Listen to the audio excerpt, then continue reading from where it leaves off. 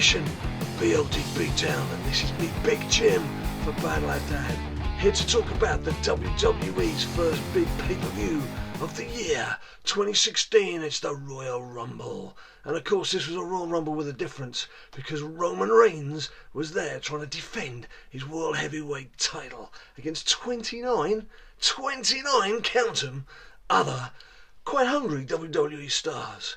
But what I'm going to do is I'm going to go through each fight that was part of the card, just to give a few thoughts. And as usual, I've had to do an as live report for Yahoo, and I'll leave the link for that down below because it's quite lengthy. It's about 3,800 words.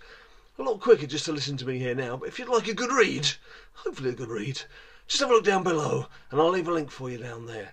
Now first up, of course, was the Intercontinental Championship between the Lunatic Fringe, Dean Ambrose, and Owens Kevin Owens. And I have to say, this was actually the one I was looking forward to most from the evening, because you're not going to find two more honest sluggers, skillful fighters out there than these two, Kevin Owens and Dean Ambrose. If you needed a demonstration of just how much they give to the sport right now, who were the two guys who were appearing later on in the evening in their own individual slots in the Royal Rumble? Yep, the two of them, after their own scrap, were running out for the Royal Rumble later on in the evening. Looking a bit battered, it has to be said. But what a great effort they put into the evening's entertainment. There was kendo sticks, steel chairs, tables, and of course they figured quite heavily as the fight went on. I have to say, there was a particular moment where Dean Ambrose caught Kevin Owens with a metal chair over his head, and there it stayed for about 30 seconds while we weren't quite sure what was going to happen next. But of course the big finale came when Owens was climbing to the top rope, getting ready to bounce back down on top of, or crash back down even, on top of Dean Ambrose, who he'd left sprawled across some chairs in the middle of the ring. But Ambrose leapt to his feet, shoved Owens in the back, and Owens went flying over the ropes and actually landed on a nest of tables that he'd assembled earlier, obviously for Ambrose's benefit. And that's what did for him. That was it. He was Sparko, counted out for 10, and Ambrose retained his title. So that was a great way to start the evening.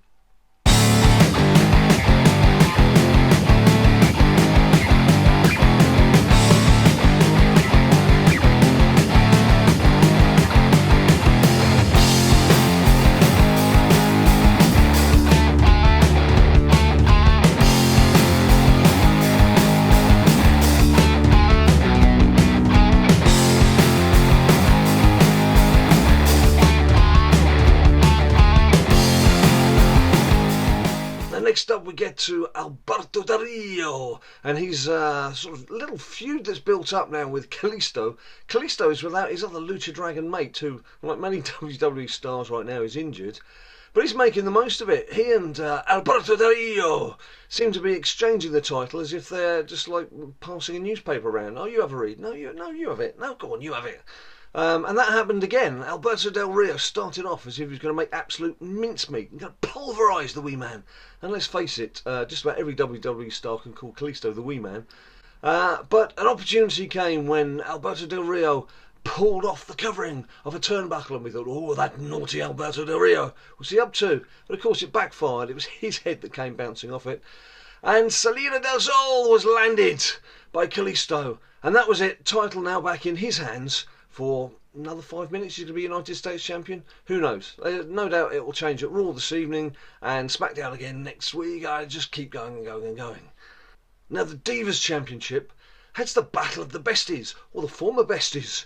Becky Lynch is not a happy lady, not happy with the way that Charlotte has turned. And when you talk about heel turns, she's getting a few heels in the chest and the stomach after being stamped on a few times by Charlotte and beaten up when she actually beat her legitimately in the ring a few weeks back. So this has now become the big rivalry for the Divas Championship.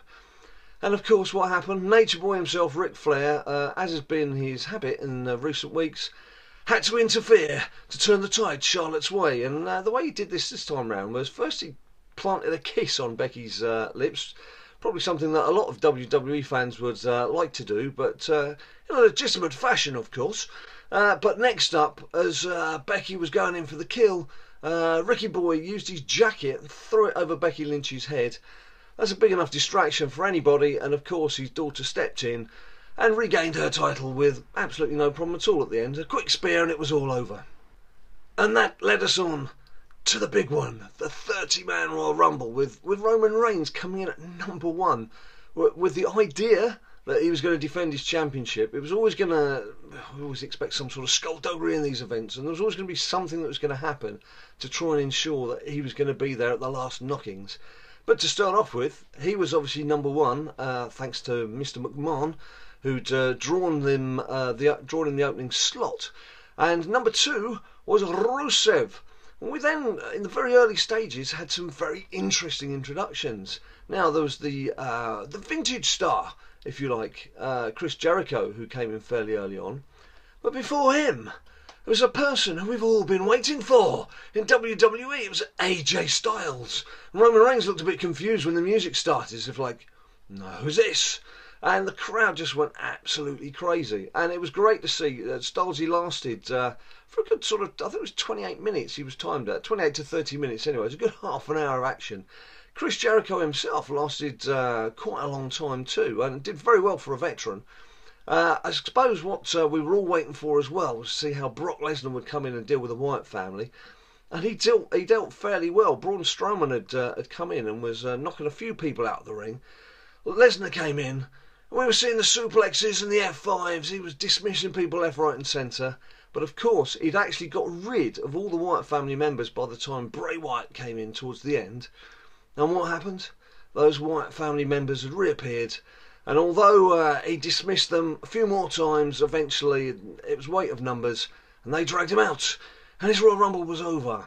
Now another thing, Roman Reigns, early on in the fight, he'd been dragged out by the League of Nations. There was Sheamus, there was Alberto Del Rio and Rusev, beating him up in the corner. Now he was nearly taken away on a stretcher, but he managed to walk himself to the edge of the arena with the medical staff, clutching his arm, looking as if his fight was over. But of course, as we all know, with Royal Rumble, if you're out, but you're not eliminated, you're still in. Just ask Curtis Axel. So we were treated towards the end to the side of Roman Reigns returning to action. And eventually, we got down to the entrance of man number 30. And who was it? It was Triple H, the Game. But not the suited and booted Game. This was Triple H snarling, "Come on, I get ya, Triple H." And that's exactly what he did. We got down to the final 4. There was Sheamus, who'd been knocked over as he was walking down the gangway by Roman Reigns, who returned to the ring in a very athletic fashion, Superman punching his way through. Sheamus eventually got to the ring, and we had the final 4. And in the Roman Reigns corner, there was Dean Ambrose, his former Shield teammate. And in the Triple H corner was Sheamus. Now, Sheamus was swiftly dealt with by Dean Ambrose and Roman Reigns. Roman Reigns landing a Superman punch as Sheamus was on the ropes. But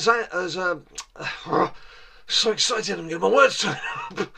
As Roman Reigns looked down upon the strewn body of Sheamus on the floor, Triple H took his chance, flipped the big man over the ropes, and that was it. We were going to have a new WWE World Heavyweight Champion. It's down to Ambrose and Triple H stalking each other around the ring, the crowd going crazy, because you got the feeling they actually quite fancied the idea of a new champion. There wasn't really that sort of backing that Roman Reigns would have liked. And what happened? Dean Ambrose managed to get Triple H on the ropes. It looked like he was going to get him off. He was spearing him into his midriff. But Triple H took the opportunity, knee to Ambrose's head, flipped him over the ropes, and Triple H was the man left in the ring. Now, you could say it's a bit narcissistic that your own company and your own champion happens to be yourself. I suppose you can do that. If you own the toys, you can play with the toys the way you want to. But in all honesty, that's the way the storyline had been going. It did actually make sense for Triple H to take the title. It's the 14th WWE World title he's had. Second time he's won the Royal Rumble. And this now leads us towards WrestleMania 32 on April 3rd in Texas. It's going to be Roman Reigns and Triple H showdown, surely. That's the path they're burning. That's the way we're headed. And I hope that's the sort of preview we'll be doing for you when it comes to BLD BeatDown. But before then, of course, there's February, there's March, there's events coming up, and we'll be here to preview them with you and review them for you before Raw comes out the Monday evening, so you get a flavour of what's going on. So thanks very much for watching. If you enjoyed this video, let us know in the comments down below. Please bung us a like. If you haven't subscribed, please subscribe. And of course, we do so much more. There's WWE Supercard, WWE Immortals. I'd be interested to hear what your thoughts were on Triple H and the way that he's stolen this world title. So please follow us on Twitter too, @BadLadDad, to find out when the next videos are coming out. And we will see you real soon.